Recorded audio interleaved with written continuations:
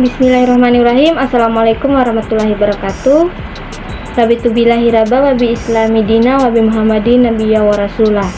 Kami dari kelompok 2 ingin mempresentasikan hasil diskusi kami, yaitu tentang sejarah perkembangan IPS. Saya sendiri Rahmani selaku moderator sekaligus pemateri pertama dan pemateri kedua. Adapun anggota saya yaitu Atika Malahila sebagai pemateri ketiga dan sebagai pemateri keempat. Baik, untuk mempersingkat waktu langsung saja kita ke materinya, yaitu yang akan dijelaskan oleh saya sendiri. Sejarah perkembangan IPS secara umum. Pengertian sosial student mengandung hal-hal sebagai berikut. Yang pertama, social studies merupakan turunan dari ilmu-ilmu sosial. 2. Disiplin ini dikembangkan untuk memenuhi tujuan pendidikan pada tingkat persekolahan maupun tingkat perguruan tinggi. Yang ketiga, aspek-aspek dari masing-masing disiplin ilmu sosial itu perlu diseleksi sesuai dengan tujuan tersebut. Secara efisiensial, terkandung visi misi dan strategi pendidikan sosial student yang mengokohkan kristalisasi pemikiran yang lebih solid dan kohesif. Dalam dua sawarsa terakhir 1980 sampai 1990-an, pemikiran mengenai student yang sebelumnya dilanda penyakit ketidakmenentuan, ketidakkeputusan, ketidakbersatuan, dan ketidakmajuan. Paling tidak secara 90-an, pemikiran mengenai student yang sebelumnya dilanda penyakit ketidakmenentuan, ketidakkeputusan, ketidakbersatuan, dan ketidakmajuan, paling tidak secara konseptual telah dapat diatasi. Adapun rambu-rambu yang digariskan NCSS 1994 dalam rangka mewujudkan visi misi dan strategi baru sosial student. Yang pertama, program sosial student mempunyai tujuan pokok bahwasannya eksistensi tujuan tersebut lebih diutamakan dalam sosial student daripada dalam bidang lain. Yang kedua, program sosial student dalam dunia pendidikan persekolahan, mulai dari pendidikan taman anak-anak sampai dengan pendidikan menengah, ditandai oleh keterpaduan.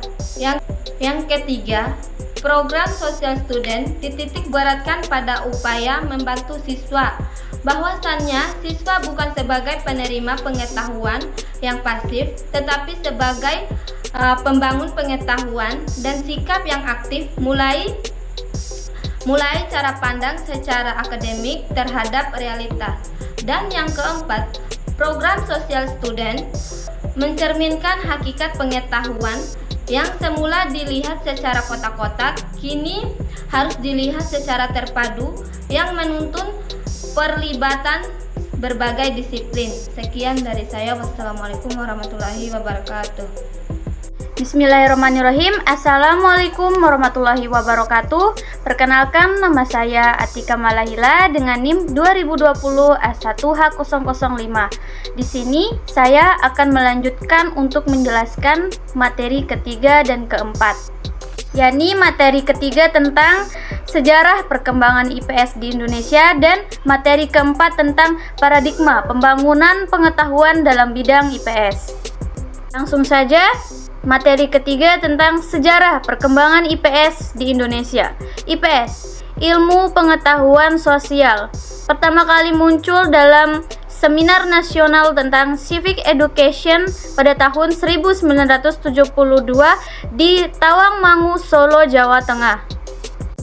Di dalam laporan seminar tersebut muncul 3 istilah dan digunakan secara tertukar pakai, yaitu yang pertama, pengetahuan sosial, yang kedua, studi sosial, dan yang ketiga, ilmu pengetahuan sosial. Kemudian saya akan menjelaskan materi keempat, yakni tentang paradigma pembangunan pengetahuan dalam bidang IPS. Secara operasional, paradigma pembangunan pengetahuan dalam bidang PDIPS diartikan sebagai pola pikir dan pola tindak yang tertata secara utuh yang seyogyanya digunakan oleh para pakar atau ilmuwan PDIPS dalam melakukan kegiatan-kegiatan konstruksi, interpretasi, transformasi, dan rekonstruksi atau KITR. Pengetahuan sampai pada akhirnya ditemukannya teori. Sekian dari kelompok kami, kurang lebihnya kami mohon maaf. Wabillahi taufik wal hidayah. Wassalamualaikum warahmatullahi wabarakatuh.